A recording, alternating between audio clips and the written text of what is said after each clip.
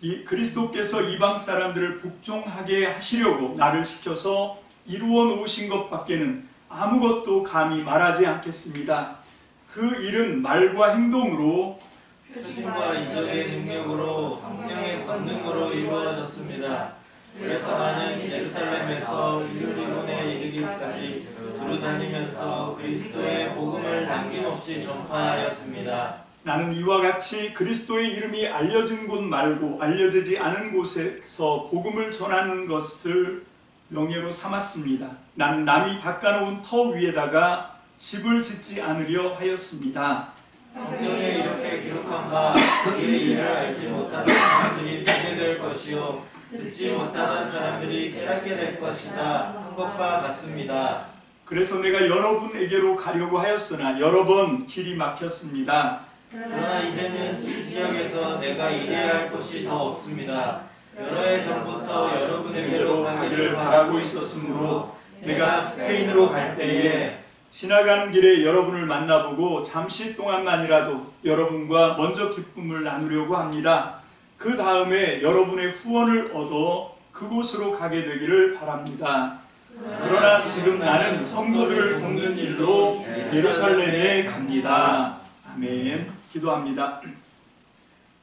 참 좋으신 하나님, 우리가 이제 에베소서를 말씀을 본격적으로 들어가기 전에 먼저 우리가 가지고 있는 교회에 대한 관점과 성령에 대한 생각과 또 성경에 나와 있는 여러 가지 가장 중요한 기본 원리들, 그 단어들에 대한 개념이 정말 성경이 기록하고 있는, 그리고 성령께서 처음 교회를 세우시고 성령으로 역사하실 그 시기에 사람들이 갖고 있었던 그들의 개념과 우리의 개념이 정말 같은지 이제 우리가 한번 점검해보고 무엇이 다른지 또 무엇이 일치가 되는지 하나님 먼저 정확하게 언어를 정리하고 개념을 정리하고 그리고 나서 정말로 강력한 에베소서 말씀을 통하여 우리에게 지금도 말씀하시는 주님의 음성을 분별하기 원합니다.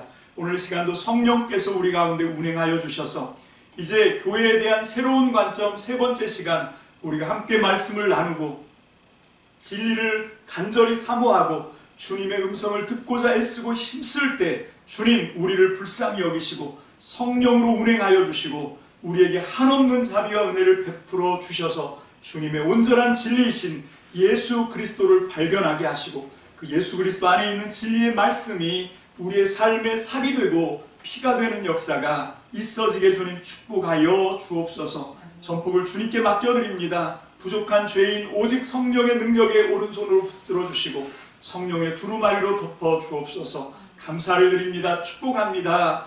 예수님의 이름으로 감사하며 기도합니다. 아멘. 할렐루야. 지금 세 번째 교회 새로운 관점, 여기서 새로운 관점이라고 하는 것은 이전에 한 번도 없었던 관점, 그걸 얘기하는 게 아니라 한 2000년을 지나오면서 우리가 이 교회에 대한 생각이 정말 바울이 갖고 있었던 그 교회 하면 막 가슴 뛰고 그래서 그가 참을 수가 없어서 지난 시간 설교에서도 말씀드린 바처럼 무려 2만 1000km의 길을 그 당시에는 교통이나 뭐 이런 게 발달하지도 않았는데 다만 그냥 뚜벅뚜벅 걸어서 또는 배를 타고 그 파도를 헤치면서 고생하면서 그렇게 한 10몇 년 동안 정말 줄기차게 복음을 전하는 그런 정말 초인간적인 삶을 살 수 있게 해주었던 것이 저는 이 복음을 전하는 것 말고 사실 교회 세우는 거다 라고 하는 새로운 주장을 제가 하고 있는 겁니다. 물론 사람들이 복음을 전하는 것과 교회를 세우는 것, 이것을 큰 그림에서는 한 틀로 묶을 수가 있지만 여러분 사도 바울은 지난 시간에 우리가 에베소서 사도행전 19장에 나와 있는 에베소 사역을 통해서 이미 에베소에는 아볼로가 있었어요. 근데 아볼로가 고린도 윗지방으로 올라갔을 때 거기에 이제 누굽니까? 사도 바울이 들어가서 첫 물음이 너희가 믿을 때 성령 받았냐? 그랬더니 우리가 성령이 있다는 것을 알지도 못합니다. 받기는커녕 뭐 이렇게 대답해서 그때부터 이제 성령님을 통해서 교회 세우는 일을 했다.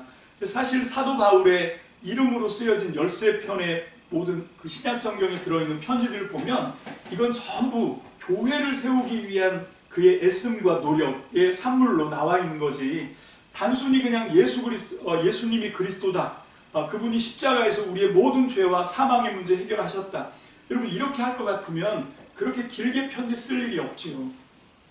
이게 전부 다 바울이 가는 곳마다 사도 바울이 교회를 세우고자 하는 그 열정으로, 그래서 힘들게 교회를 세워놨는데 회방하는 사람들이 와서 율법주의로 이렇게 적당히 섞어버리고, 또 사도 바울의 사도권을 의심하도록 그래서 이간하고 반목하게 만들어서, 그래서 사도 바울의 사역들을 막 힘들게 하고, 그래서 그거를 억울해서 변명하려고 편지를 쓰는 게 아니라, 사도 바울은 그래요. 내가 복음을 전파하는 일을 위해서라면 난 생명도 내놓은 사람이다. 근데 좀 억울하고 누명 쓰고 욕먹고 이런 거 전혀 개의치 않습니다. 문제는 뭔가 하면 그 일을 통해서 교회가 무너지는 거예요. 교회가 허물어지는 겁니다. 여기에 사도 바울이 참을 수 없는 게 나오는 거죠.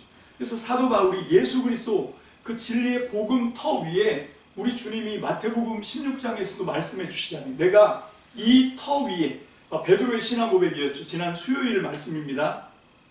내 교회를 세우겠다. 근데 이 교회가 어떤 교회냐면 사망의 문이 감당할 수 없는, 그 사망의 문이 이기지 못하는 그런 내 교회를 세우겠다. 이건 뭔가 하면 사망의 권세를 깨뜨리는 하나님의 나라 얘기를 하는 거죠. 여러분, 그래서 그 교회를 세우고 그 교회에게 주신 축복이 뭔가 하면, 그 교회에게 주신 능력이 뭔가 하면 하늘 천국 열쇠를 주셔서, 그래서 네가 땅에서 매면 하늘에서 매이고 땅에서 풀면 하늘에서 풀리는 그 열쇠를 이 교회에게 주시겠다라고 말씀한 그게 교회거든요. 사도 바울이 그 교회에 대한 그 예수님의 가르침을 그대로 받아들인 거예요.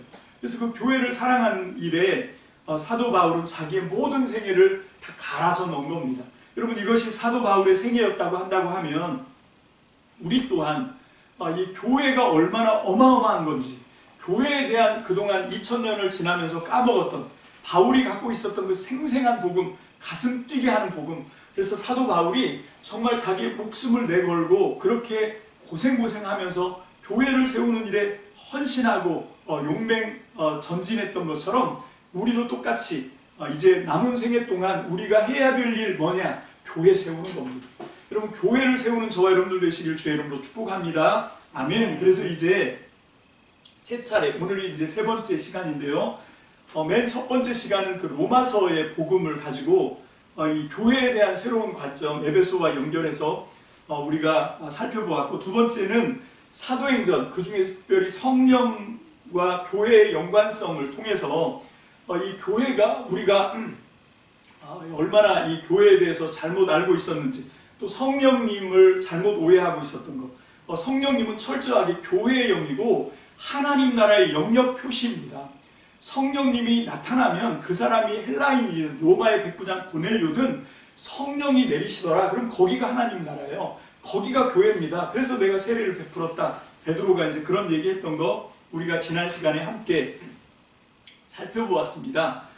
이런 것들을 통해서 우리는 지금부터 2000년 전에 갖고 있었던 그 교회나 또는 성령님이나 성령의 사역이나 이런 것들이 지금 우리가 갖고 있는 개념과는 조금 다르다. 어떤 부분에서는 일치하지만 또 어떤 부분에서는 좀 차이점이 있구나. 이런 거를 발견해야 합니다. 그래서 우리가 놓치고 있는 부분을 회복해야 돼요. 그건 뭔가 하면 신앙의 공공성입니다. 제가 늘 말하지만 절대 우리 기독교 신앙, 예수 믿는 이 하나님 나라 복음의 신앙은 개인 차원으로 접근할 수 있는 신앙이 아니에요.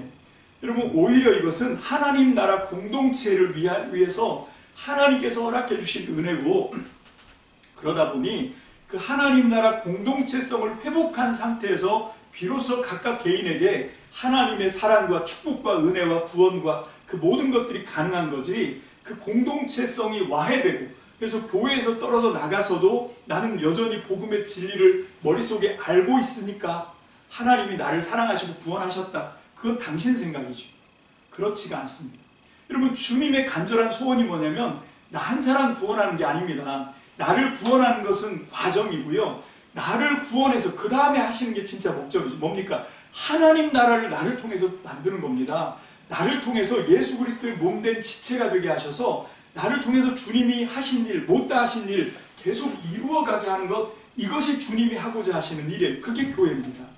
그게 교회 안에서 다 이루어진 겁니다. 근데 우리는 지금 교회를 너무 우습게 생각하고 있습니다. 여러분, 이 우리나라에 살고 있는 사람 중에 8.8%만 교회에 대해서 긍정적인 생각을 갖고 있다. 심지어 교회를 다니는 사람들도 교회에 대해서 부정적인 생각을 하는 사람들이 50%를 훌쩍 넘어갔다. 절반도 안 되는 사람들만 교회에 대해서 그것도 온전한 어떤 의미를 깨닫는 것이 아니고 그냥 교회에 있으면 좋지 않나? 막연하게 이렇게 생각하는.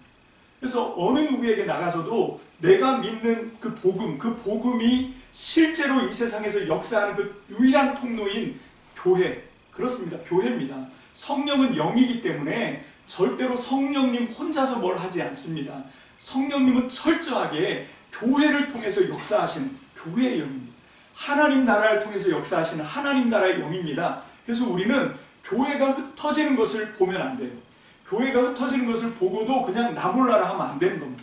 철저하게 다시 한번 교회를 온전하게 세우는 일에 사도 바울만큼은 아니더라도 사도 바울이 갖고 있었던 그 교회를 세우고자 하는 그 열정, 그 열심에 정말 100분의 1만큼이라도 따라갔으면 좋겠다. 그런 마음으로 지금 우리가 에베소서 말씀을 우리가 공부해 보려고 하는 겁니다. 그러기 전에 먼저 우리가 놓치고 있었던 이 개념들을 좀 회복해야 되지 않겠는가 하는 생각으로 오늘 이제 마지막 시간 세 번째 교회 새로운 관점, 이건 절대 새로운 게 아니라 성경 속에는 있었는데 2000년의 세월 속에 희석되었던 2000년의 세월 동안에 우리가 흐릿해졌던 그런 개념들을 다시 발굴하자, 그런 의미로 새로운 관점이라고 말씀드리는 겁니다. 오해가 없기를 바라고요. 자, 그래서 이제 우리는 이 말씀을 로마서부터 시작하려고 합니다. 우선 바울은 오늘 본문이 읽었던 말씀을 통해서 보니까 바울은 로마로 가고 싶었는데 로마로 가기 전에 내가 잠깐 예루살렘부터 먼저 들려야 되겠다라고 하는 방문 계획을 지금 말씀해주고 있죠. 25절입니다. 제가 읽습니다. 그러나 지금 나는 성도들을 돕는 일로 예루살렘에 갑니다. 지금 로마로 가고 싶었는데 우선 예루살렘으로 가야 되겠다라고 얘기하는 거지요. 자, 그래서 그리고 난 뒤에 이제 로마로 방문하고, 그런데 로마 방문이 최종 목적지가 아닙니다. 바울이 이제 이 로마서를 통해서, 오늘 본문을 통해서 소개하고 있는 자기의 그 노점, 자기의 그 여행 코스를 얘기하고 있는데, 그 코스가 로마가 마지막 목표점이 아니고 로마는 그냥 경유해 가는 기점이다 라고 얘기하는 걸 우리가 알 수 있죠. 그것을 이제 오늘 본문은 아닌데 로마서 15장 28절에 잘 나오고 있습니다. 로마서 15장 28절 다 같이 봅니다. 시작. 그러므로 나는 이 일을 마치고 그들에게 이 열매를 확실하게 전해준 뒤에 여러분에게 들렸다가 스페인으로 가겠습니다. 자, 여기서 그러므로 나는 이 일을 마치고 할 때 이 일이 뭡니까? 그 앞에 25절에 나오잖아요. 그러나 지금 나는 성도들을 돕는 일로 예루살렘에 가겠다 그랬잖아요. 그 일입니다. 성도들을 돕는 일. 그래서 이 일을 마치고 그들에게 이 열매라고 하는 건 26절부터 27절에 있는데 마게도니아 지방과 아가야 지방을 돌면서 그 아시아 지역 교회들을 돌면서 모금을 했단 말이죠. 이 예루살렘의 기근을 이 예루살렘에 있는 그 유대 기독교인들의 기근을 돕기 위해서, 성도들을 돕기 위해서 구제 헌금을 모아가지고 가는 겁니다. 그래서 그 열매를 확실하게 전달해 준 뒤에 이제 로마에 있는 여러분들에게로 가겠다고 하는 거지. 그러나 거기는 목적지가 아니고 최종 목적지는 스페인이다 라고 하는 것을 분명히 해두고 있습니다. 자, 이제 이 사도 바울은 오늘 이 본문 말씀을 통해서 이 로마 제국의 수도인 로마를 기점으로 봤을 때 동쪽 지역에서 했던 선교 사역을 마감하려고 해요. 여러분, 지금 그 사도 바울이 맨 처음에 회심했던 건 주 33년경입니다. 예수님이 십자가에 달려 돌아가신 게 주 30년이고, 그래서 주 30년 오순절날 마가다락방에 성령님이 내려오셔서 임하셔서 강림하셔서 거기 있는 12제자와 함께 모였던 120 성도들에게 성령으로 역사하시는 바람에 예루살렘 교회가 세워지고, 그렇게 이제 교회들이 막 세워지는 역사가 나타나죠. 그래서 예루살렘 교회에서 막 역사가 나타나는데, 이 사람들이 그 예루살렘에서 원래 사도행전에 나와 있는 시간표에 의하면 이 복음이 먼저는 예루살렘과 그 다음에 온 유대 그리고 사마리아 땅끝으로 이렇게 가야 되는데 그냥 예루살렘에만 있는 거예요.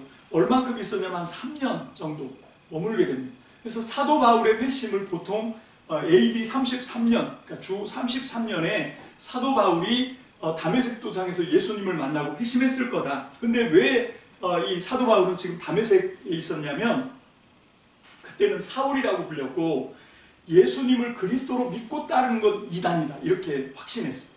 그래서 이 예수를 메시아, 이 그리스도다라고 주장하는 사람들을 잡아서 박해하려고 심지어는 죽이기까지 하려고 사도행전에 보니까 그래서 이제 이 막 달려가다가 거기서 이제 회심을 하지요.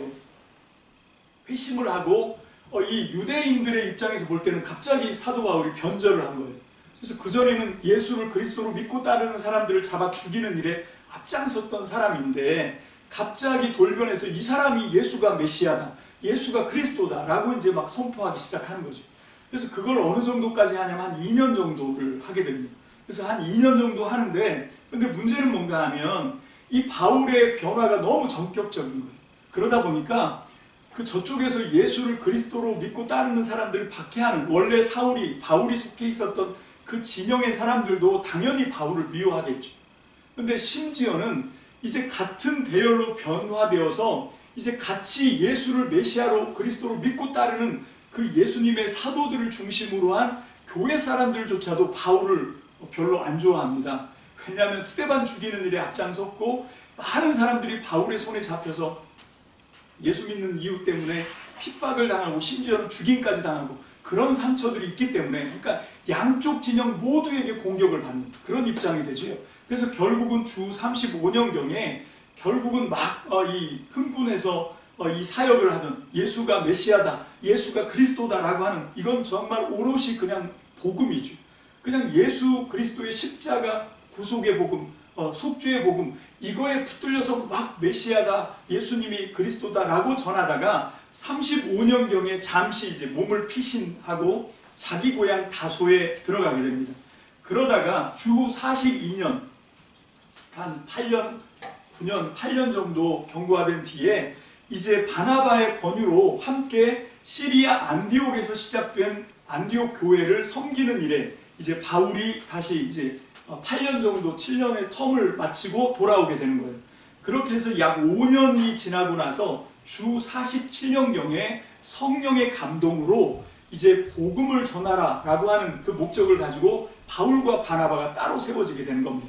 그래서 그 주 47년부터 58년까지 약 11년의 시간을 통해서 바울이 1차, 2차, 3차 전도여행, 선교여행을 하면서 복음을 전하고 복음을 받아들이는 사람들을 중심으로 해서 교회를 세우는 일을 하게 되는 거지요. 자, 그렇게 이제 하는데 3차 선교여행의 첫 번째 출발이 뭔가 하면 사도 바울이 이 안디옥, 시리아 안디옥에 있다가 에베소로 들어간 이 소아시아에 있는 에베소, 소아시아의 수도입니다. 에베소가 에베소 교회로 들어가는 거기서부터 시작돼요. 그게 사도행전 19장 1절입니다. 다 같이 읽습니다. 사도행전 19장 1절 시작. 아볼로가 고린도에 있는 동안에 바울은 높은 지역들을 거쳐서 에베소에 이르렀다. 거기서 그는 몇몇 제자를 만나서 지난 주에도 설명해 드린 것처럼 이건 바닷길로 간 게 아니고 육로로 갔다라고 하는 게 높은 지역들을 거쳐서라고 하는 표현입니다. 그래서 이제 걸어서 안디옥, 시리아 안디옥에서부터 길리기아, 밤빌리아 다 거쳐가지고 그래서 마침내 아시아에 있는 에베소까지 그 먼 길을 이제 걸어서 도착을 했다라고 하는 거죠. 여기가 이제 에베소에 들어가는 이 3차 선교여행의 첫 번째 이제 스타트를 딱 끊는 겁니다. 시작점입니다. 여기서 얼마 있었냐면 가장 짧게 보는 사람이 2년 3개월. 왜 성경에 그렇게 돼 있습니까? 2년 3개월 사역했다고 써 있습니다. 그런데 그것은 그 두란노 회당에서 사역한 기간이라고 봤을 때는 적어도 2년 6개월을 에베소에 있었던 거예요. 많이 보시는 분은 3년까지도 봅니다. 학자들에 따라서는. 어쨌건 19장 1절이 그 장장 2년 3개월 혹은 6개월 3년의 사역을 시작하는 첫 스타트점이 되는 거예요. 19장 1절이. 그리고 20장 1절 다 같이 봅니다. 시작. 소동이 그친 뒤에 바울은 제자들을 불러오게 해서 그들을 격려한 뒤에 작별 인사를 하고 마케도니아로 떠나갔다. 자, 요게 이제 에베소의 2년 6개월 혹은 2년 3개월의 사역을 마감하고 에베소에서 떠나가는 장면이, 근데 그냥 자기 발로 나오는 게 아니라 쫓겨나는 거죠. 그래서 2년 3개월 혹은 2년 6개월 동안 바울이 이 에베소에서 오랜 시간 동안에 사역을 마치고, 그리고 이제 거기서 어디로 옮겨가냐면 사도행전에 따르면 에베소에서 나와서 마게도니아로 갔다가 그리고 다시 그리스 지방으로 가서 거기서 석 달을 체류했다고 사도행전에 기록하고 있거든요. 근데 많은 학자들이 그 석 달을 체류한 그리스도 지역이 정확하게는 고린도라고 생각을 합니다. 저도 똑같은 생각을 하고요. 그래서 바로 그 고린도 3개월 체류하는 동안 바울이 뭘 한 건가 하면 거기서 바로 이 로마서를 씁니다. 그래서 거기서 이제 바울은 로마서를 쓰고, 그때 이미 로마서, 오늘 우리가 읽은 본문에 의하면 이제 이쪽 지역에서는 내가 할 일 다 했다. 이제 더 이상 할 일이 없다. 그래서 난 이제 여기 사역을 마감하고 로마의 후원을 얻어서 이제 저 서쪽 지역, 로마 제국 수도 로마를 기점으로 해서 서쪽 지역, 지금의 유럽 지역입니다. 그 유럽에 있는 저 땅끝 스페인, 그 스페인까지 가서 복음을 전하겠다라고 하는 계획을 세우게 된 것이 이 고린도에서 3개월 체류하면서 로마서 편지를 쓰면서 거기서 이제 확정된 그런 거지요. 그게 고린도라고 하는 증거는 뭔가 하면 그 로마서 16장에 나오는, 거기에 나오는 많은 사람들의 이름이 나오는데 그게 거의 대부분 고린도 사람들이에요. 그래서 어떤 학자들은 그 로마서 16장에 있는 고린도 사람들의 이름이 계속 나오는 걸 보니까 이거 혹시 로마에게 보내는 편지가 아니라 고린도에 보내는 편지로 처음에 쓴 거 아니야? 이렇게 생각하는데 그건 그게 아니고, 지금 바울이 3달을 동안 고린도 교회에서 체류하면서 이 편지를 쓸 때 고린도 교회 사람들의 도움을 받거든요. 그래서 그 고린도에 있는 성도들과 바울도 일면식도 없는 그 로마에 있는 성도들을 서로 주 안에서 영적인 교류를 하도록 연결해 주는 것이다 라고 이해를 하면 이건 아무 문제가 없습니다. 그리고 16장 1절에 보면 이 편지를 전달하는 사람 이름이 나오지요. 로마서 16장 1절입니다. 다 같이 봅니다. 시작. 갱그레아 교회 일꾼이요 우리의 자매인 베베를 여러분에게 추천합니다. 여러분, 이 갱그레아라고 하는 것은 고린도도 이 항구 도시예요. 고린도 항구 도시에서, 이게 아가야 지방의 항구인데, 그리스 땅입니다. 아가야 지방의 항구인데 고린도 바로 옆 동네가 갱그레아입니다. 그러니까 그 갱그레아에 있는 여자 집사 베베 자매에게 이 로마서를 전달하는 역할을 맡기는 거예요. 아마 이 사람이 배를 타고 무역하는 사람이었을 거다 라고 학자들이 추정하죠. 자, 이런 걸 보면 이 사도행전에 나와 있는 3개월, 석 달을 체류한 그리스 지방, 그거는 다름 아닌 고린도, 아가야 지방에 있는 고린도였을 것이다 라고 하는데 많은 사람들이 이견이 거의 없는 그런 거죠. 자, 그렇다 보니 이 바울은 다시 한번 우리가 지지난주 설교를 다시 한번 상기를 시켜보면요, 바울은 한 번도 로마에 가본 적이 없는 사람. 그러니까 로마에 교회가 있다는 소문은 들었는데 아마 고린도에서 만난 그 아굴라 브리스가 부부를 통해서, 아볼로가 아니고요, 아굴라 브리스가 부부를 통해서 아마 바울이 로마에 교회가 있다는 걸 알았을 거예요. 왜냐하면 바로 그 브리스가, 아굴라 부부가 로마 교회 성도였는데 사도행전에 보면 거기서 추방을 당해서 고린도 지방에 왔다가 거기서 같은 직종이기 때문에 바울을 만났다, 이렇게 자세하게 쓰고 있기 때문에 그래요. 자, 어쨌건 그래서 이제 로마에 대한 소문을, 로마 교회에 대한 소문을 많이 들어서 가고 싶었는데 못 가봤단 말입니다. 근데 이제 사도 바울이 여기서 사역을 다 이제 다 끝났다라고 생각을 하고 있으니까, 하고 있는 상황이다 보니 이제 저 로마를 통해서 후원을 얻어가지고 서쪽 지역, 그래서 저 땅끝 스페인까지 복음을 편만하게 전파를 해야 되겠다라고 하는 원대한 계획을 세우고 지금 이걸 이제 실행하고 있는 상황이다라고 할 수가 있죠.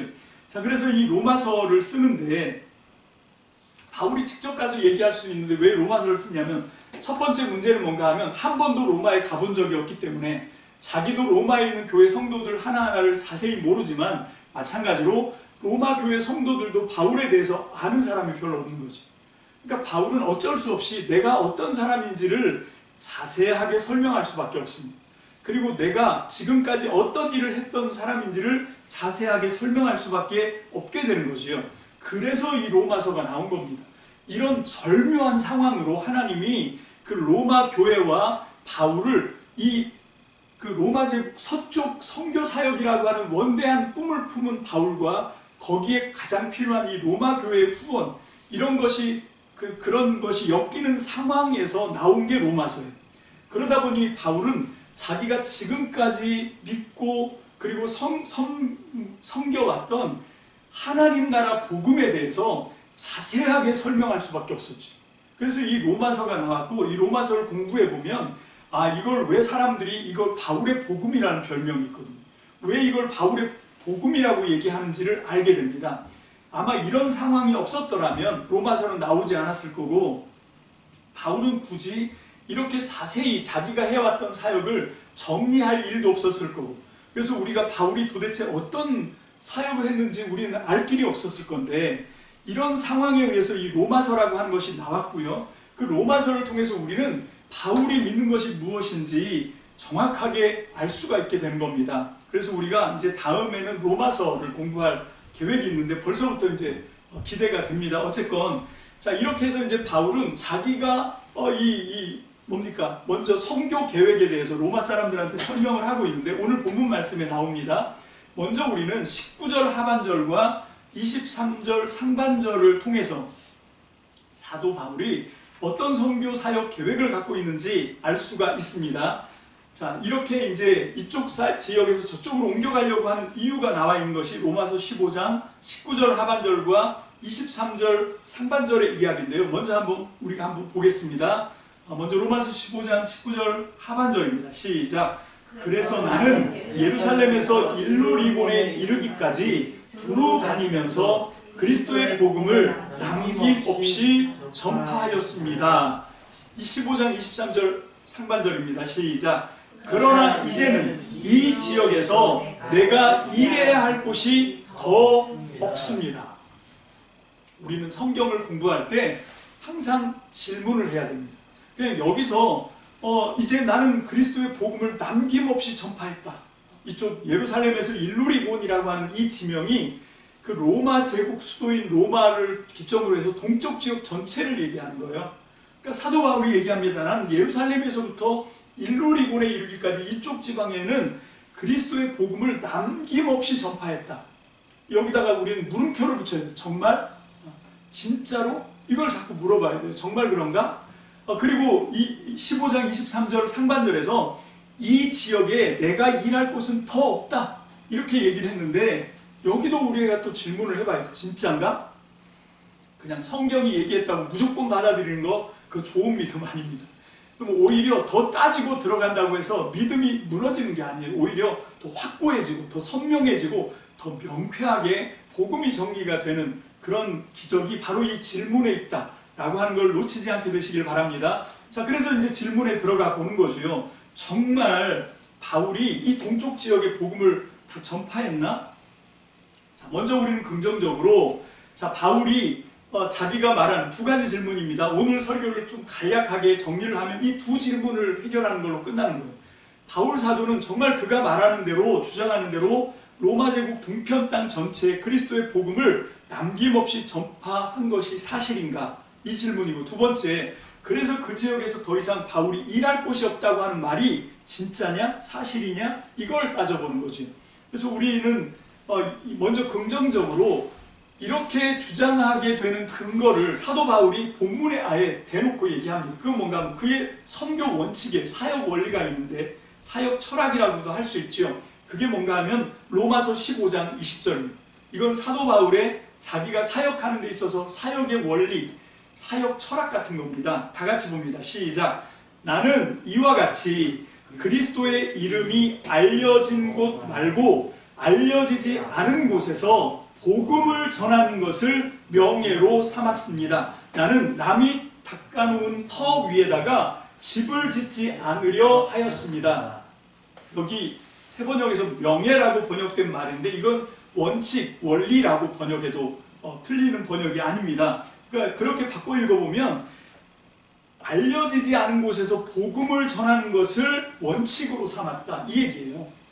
나는 이미 다른 사람들이 복음을 전하고 있는 사역지에는 들어가지 않겠다는 겁니다. 아무도 이 복음을 듣지 못하는 거기에 들어가지, 남이 닦아놓은 터 위에다가 들어가서 남이 닦아놨는데 그 터를 내가 닦은 게 아닌데 남이 닦아놓은 터 위에 집을 짓지 않겠다. 이게 사도 바울의 사역 철칙이에요. 근데 사실 여기에는 사도 바울의 아픈 상처가 있습니다. 이건 뭔가 하면 왜 이런 원칙을 세우냐면 이거는 사도 바울이 한 10몇 년 동안 1차, 2차, 3차 선교여행을 하면서 지독하게 많이 당한 거예요. 사도 바울이 가서 복음을 전하고 터를 닦아놓고 교회를 세웠는데 거기에 꼭 회방하는 사람들이 들어와서 사도 바울의 사도성을 흔들어 놓고 거기 이제 교회를 세워서 이제 믿음으로 하는 사람과 사도 바울 사이를 이간하고 반목하게 하고, 그래서 사도 바울이 피눈물을 흘리면서 고린도전서를 쓰게 하고 갈라디아서를 쓰게 하고, 여러분 사도 바울이 쓴 서신 중에 로마서, 에베소서, 빌레몬서 3개 정도를 제외하고 나머지 모든 편지는 이런 상황에서 나와요. 이 회방하는 사람들이 와가지고 사도 바울을, 이 사람은 사도도 아니고 이 사람은 가짜야, 그래서 사도 바울이 사역한 모든 것들을 흔들어 버립니다. 그래서 사도 바울이 그들과 싸우는 싸움인 거죠. 그거를 워낙에 11년, 12년 동안 당하다 보니까 사도 바울은 원칙을 세운 거예요. 나는 그런 짓 하지 않겠다. 남이 복음의 터를 닦아놓은 곳에 내가 들어가서 이런 식으로 사역하는 거 이거 아니다. 그렇게 얘기했기 때문에 그래서 이제는 나는 여기서 할 일 다 했다라고 얘기하는 거 아닌가? 이렇게 이제 우리가 추정을 해볼 수 있는 거죠. 여러분 이게 그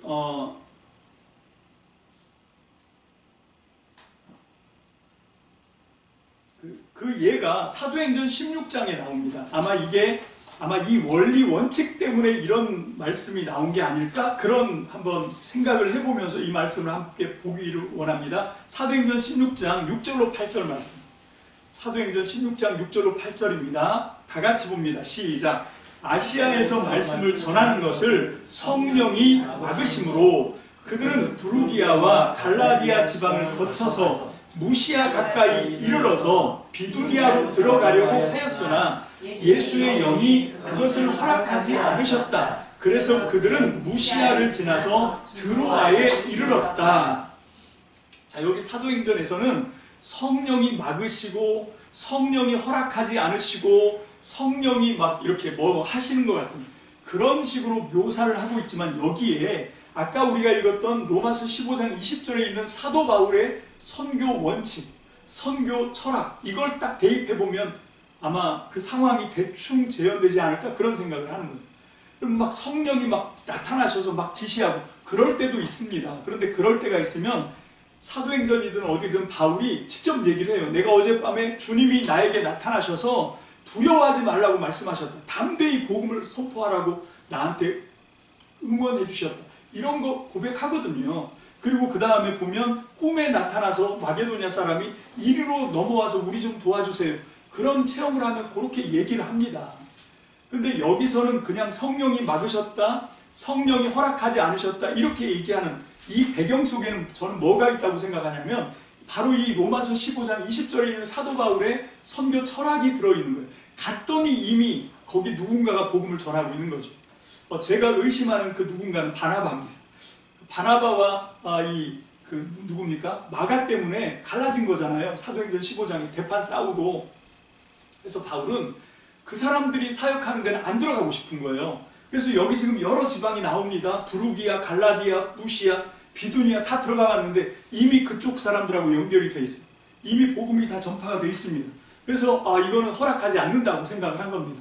그래서 그 바람에 복음이 이제 아시아에서 유럽의 문턱을 넘어가게 된 거죠. 너무 감사한 일입니다. 그래서 어쨌건 바울이 그렇게 넘어가는데 그런 것들이 아마 이 바울이 갖고 있는 이 원칙 때문에 그런 것 아닌가. 그런데 저는 이 로마서 15장 20절에 나와 있는 그 원칙, 그 사도 바울의 선교 철학만으로는 명쾌하게 해석되지 않는다고 생각해요. 왜 그런가 하면, 그 이유는 뭔가 하면, 그래요, 다른 사람들이 이미 복음을 편만하게 증거하고 있습니다. 예루살렘에서 일루리곤까지 이 동쪽 지역은 이미 복음이 안전해진 곳이 없이 다 전해졌다고 칩시다. 근데 중요한 건 뭔가 하면 자기가 세운 교회요, 자기가 복음을 전하고 지금 사역하고 있는 교회들 무너지고 있잖아요. 갈라디아 지방도 그렇고 고린도 지방도 대표적으로 그렇고요. 심지어는 에베소에서 쫓겨났지 않습니까? 여러분, 그렇다고 하면 그래, 다른 사람들이 복음 전하는 데는 내가 안 들어가는 게 나의 선교 철학이야, 선교 원칙이야, 그러면 안 들어가요. 근데 내가 세운 데는 관리를 해야 되지 않습니까? 지금 계속 바울에 대해서 의심하고 있고, 에베소에서는 이미 쫓겨났고, 고린도 지금 문제가 일단 해결돼서 석 달 동안 체류하고 거기서 로마서를 쓰기도 했지만, 여러분, 항상 문제는 현재 진행형이시잖아요. 언제 또 문제가 일어날지 모르지 않습니까? 여러분, 그런 거를 생각하면 이 설명만으로는 이게 나는 이제 여기서 할 일 다 했다, 더 이상 할 일 없다라고 얘기하는 건 좀 너무 무리한 거 아닌가? 라고 하는 생각을 하는 거예요. 근데 저는 이거에 대한 해답을 두 절의 이 사도 바울이 친히 쓴 로마서의 말씀과 에베소서의 말씀을 같이 연결해서 공부하면서, 아하, 이것 때문에 사도 바울이 이렇게 당당하게 얘기할 수 있구나, 이것 때문에 이렇게 정말 끊임없이 공격해오고, 지금 어떻게 보면 어떤 학자들은요, 사도 바울이 동쪽 사역을 다 말아먹고 다 이제 실패하고 서쪽으로 넘어갔다, 이렇게까지 얘기하는 학자들도 있어요. 근데 저는 그거에 대해서 전격적으로 반대하는 게, 이제 앞으로 우리가 오늘 설교에서 가장 핵심입니다. 오늘 설교의 진짜 메인이에요. 이 두 절의 말씀 때문에 이렇게 할 수가 있는 거다라고 생각하는 거죠. 먼저는 로마서 1장 16절로 17절이고, 그 다음에가 에베소서 1장 23절입니다. 이 두 말씀 모두, 하나는 로마서의 열쇠, 핵심 말씀이고, 핵심 요절 말씀이고, 또 하나는 에베소서의 핵심 요절 말씀입니다. 먼저 로마서 1장 16절로 17절 말씀 다 함께 봅니다. 시작. 내가 복음을 부끄러워하지 아니하노니 이 복음은 모든 믿는 자에게 구원을 주시는 하나님의 능력이 됨이라. 먼저는 유대인에게요, 그리고 헬라인에게로다. 복음에는 하나님의 의가 나타나서 믿음으로 믿음에 이르게 하나니, 기록된 바 오직 의는 믿음으로 말미암아 살리라 함과 같으니라. 자, 이것이 로마서의 핵심 요절 말씀입니다. 여러분, 사도 바울은 이 로마 교회에게 편지를 쓰면서, 나 복음 전하는 사람인데 내가 믿는 복음은 이런 복음이야. 어떤 복음이냐면, 나는 복음을 부끄러워하지 않아. 왜냐하면 복음에는 하나님의 능력이 나타나. 그 하나님의 능력은 모든 믿는 자, 그 사람이 유대인이든 헬라인이든 어떤 민족이든 인종이든 차별하지 않고 모든 열방, 모든 방언, 모든 족속들을 다 구원하는, 그게 복음의 능력, 복음에 나타난 하나님의 능력이라는 겁니다. 그래서 이 하나님의 능력을 어떤 방식으로 나타나냐? 복음에는 하나님의 의가 나타난다. 여러분, 로마서의 핵심 주제는 이신칭의가 아닙니다. 로마서의 핵심 주제는 하나님의 의입니다. 하나님의 의가 나타나는데, 하나님의 의가 어떤 방식으로 나타나냐? 믿음에서 믿음으로, 믿음으로 믿음에 이르게 하는 방식으로 나타난다. 할 때 여기서 이 믿음 이게 이 헬라어 번역으로 보면 이건 신실함으로 번역할 수 있어요. 그럼 첫 번째 신실함은 뭐냐? 두 번째 신실함은 뭐냐? 첫 번째는 하나님의 신실함입니다. 복음에는 뭐가 나타났냐면, 하나님이 언약에 얼마나 충성스러우신지, 하나님이 얼마나 이 언약을 정말 신실하게 지키시는지가 나타난다. 어느 정도까지냐? 자기 목숨이 아니라 자기 하나밖에 없는 자식의 목숨까지도 기꺼이 십자가에 내어주실 만큼. 여러분, 이게 복음의 위력입니다. 이 복음에 하나님의 신실함이 그대로 나타나는 거예요. 그 하나님의 신실함을 깨닫는 사람이 그 하나님의 신실함을 통해서, 나는 그런 사람이 아닌데, 나는 오직 죄인인데, 그 하나님의 십자가를 통해서 나타난, 그 복음을 통해서 나타난 하나님의 신실함 때문에 나도 신실함으로 이끌림을 받는 거예요. 나도 이끌림을 받아 신실하게 되는 거죠. 여러분, 이해는 뭔가 하면, 여러분, 다른 발광체가 아닙니다. 지구도 마찬가지예요. 여러분, 우리가 착각하고 있는 게 지구를 별이라고 표현하는데, 이거 과학적으로 잘못 얘기하는 겁니다. 지구는 행성이지 별이 아니에요. 별과 행성을 어떻게 구별하냐면 별은 스스로 빛을 내는 태양처럼. 여러분 우리가 밤하늘에 보는 저 별들은요 전부 태양 같은 발광체입니다. 여러분 물론 요 가까이에 있는 그 우리 태양계에 있는 별들 빼고요, 그 화성이나 목성이나 뭐 화성, 금성 정도가 우리 눈에 보이고 나머지는 잘 안 보이는데, 그런 것들 2개 빼고는 나머지는 전부 태양 같은 스스로 빛을 내는 발광체가 그게 별이지.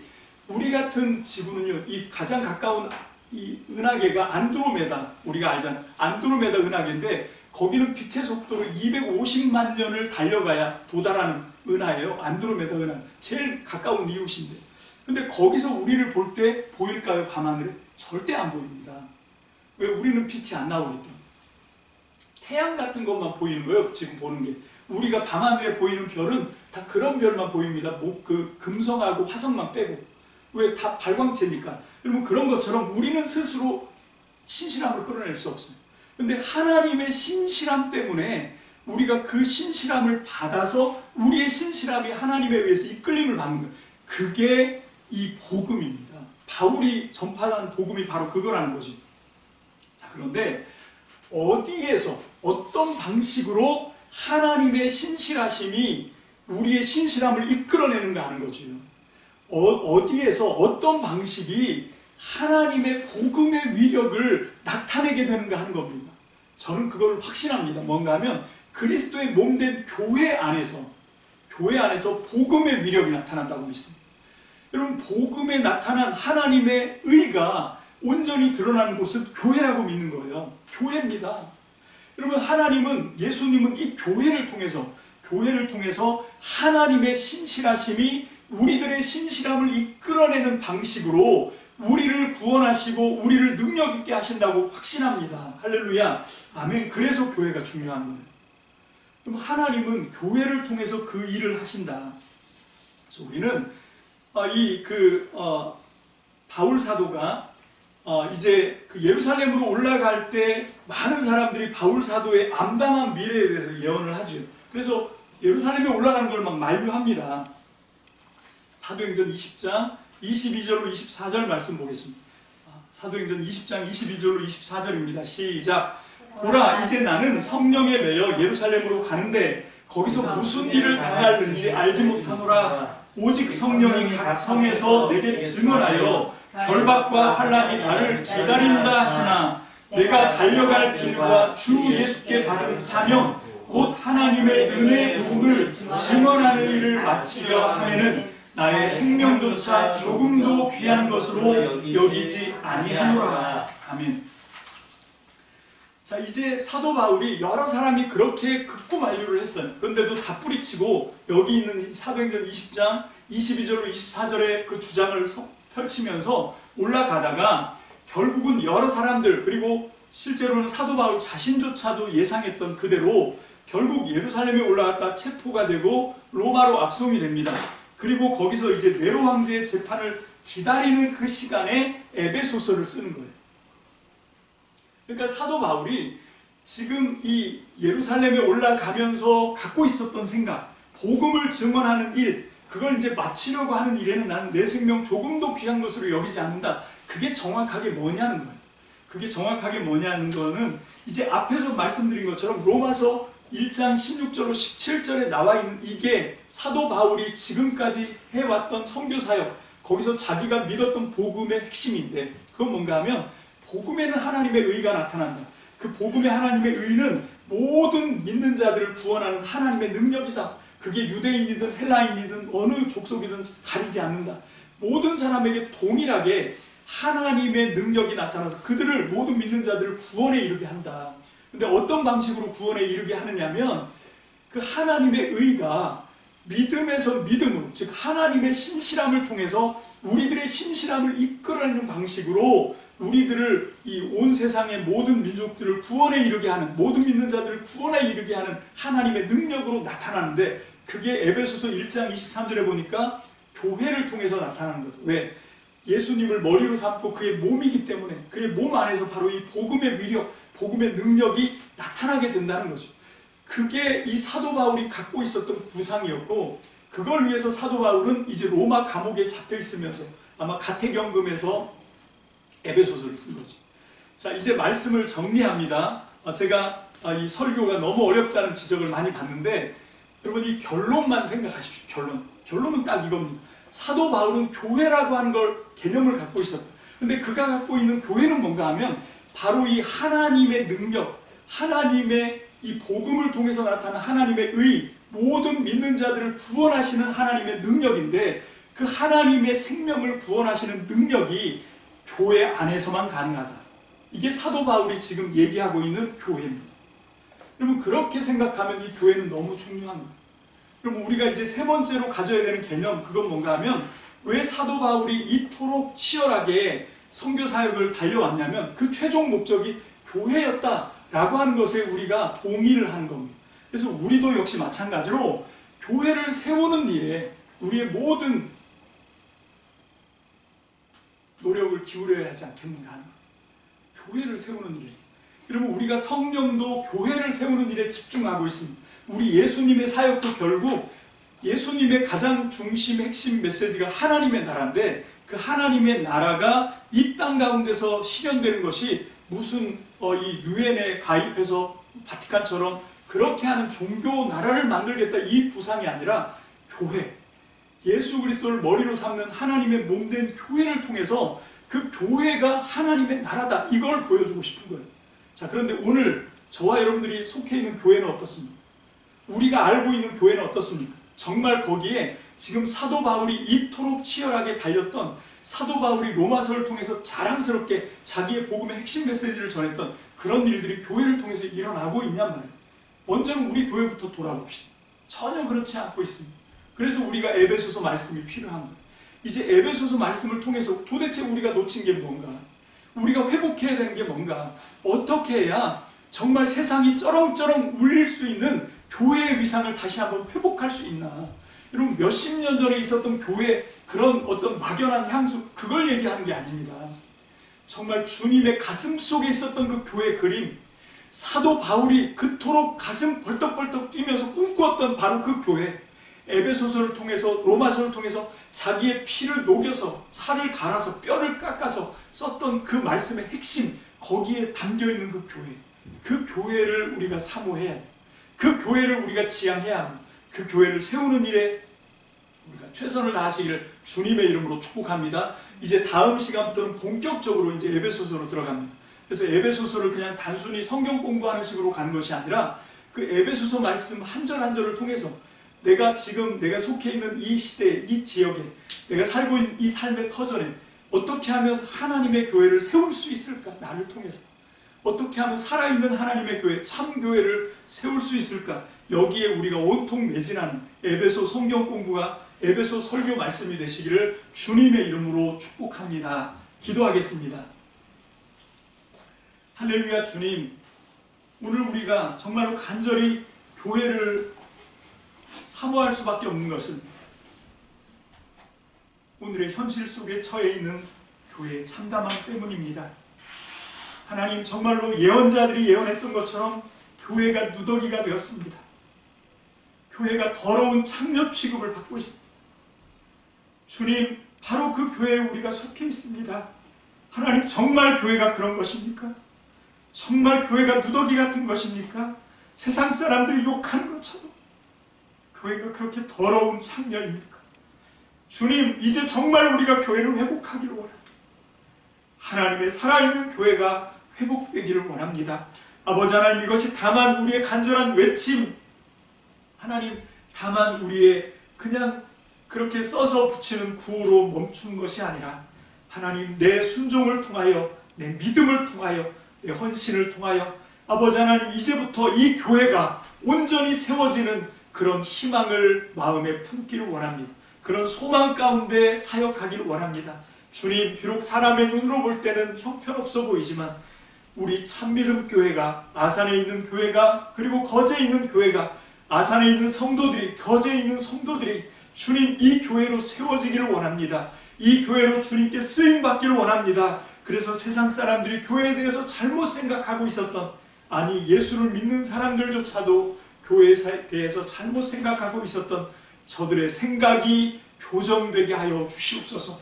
아버지 하나님 속히 교정되기를 원합니다. 그래서 정말 우리가 살아있는 하나님의 교회, 그 교회를 세우고 그 교회를 통해서 하나님께서 그토록 원하시는 잃어버린 영혼을 찾아서 구원하는, 모든 믿는 자들을 복음에 나타난 하나님의 의로 구원하는 그런 통로로 마음껏 쓰실 수 있도록 주님, 우리가 사용되어지기를 원합니다. 주님, 우리를 통하여 하나님의 진짜 교회가, 참 교회가 세워지게 하여 주시옵소서. 감사를 드립니다. 축복합니다. 예수님의 이름으로 감사하며 기도합니다. 아멘.